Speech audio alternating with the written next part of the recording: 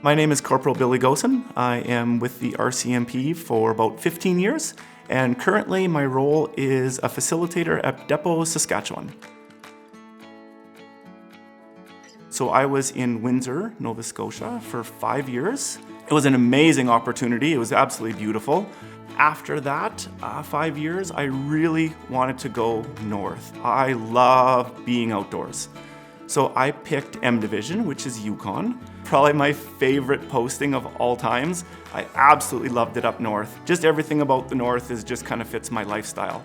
After Yukon, I went to Saskatchewan, where I'm originally from. Actually T Division, because from there I went to Dépôt Division.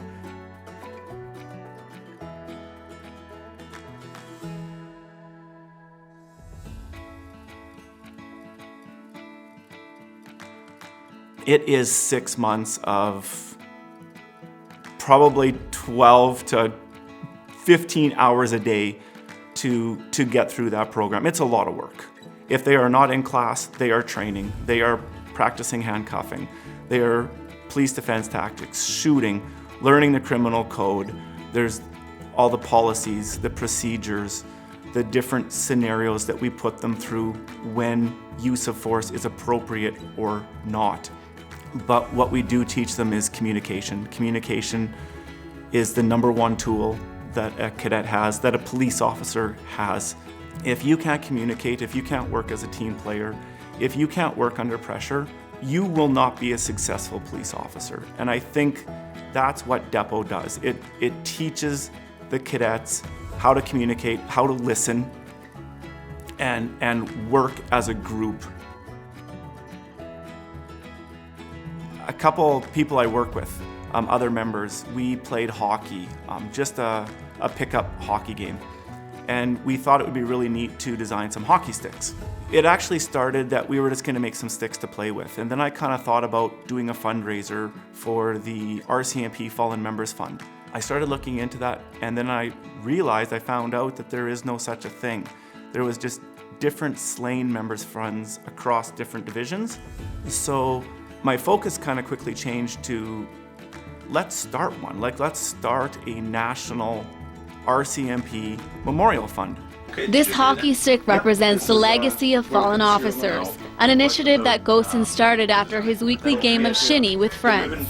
That it's already raised the kind of money that it's raised and what it's going to, I've already reached the goal. It's amazing.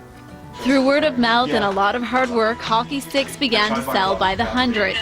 At the end of 2010, about 1,000 sticks had been sold, with all proceeds going to monuments and community projects to commemorate those who sacrificed so much. I received 2 emails from spouses of fallen members, and I don't remember exactly what it said, but it was to the effect that you have no idea what this has done and how much they appreciate it. We have a small presentation to give to you today, and that is the News Maritimer of the Week. This is awards. It's presented for outstanding contribution to our maritime community. Congratulations. Thank you very much.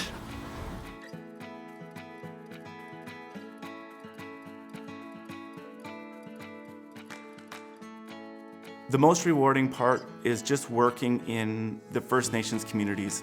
I love First Nations culture, everything about it. I met with as many elders, chief and councils as possible. I'm a very community-oriented member.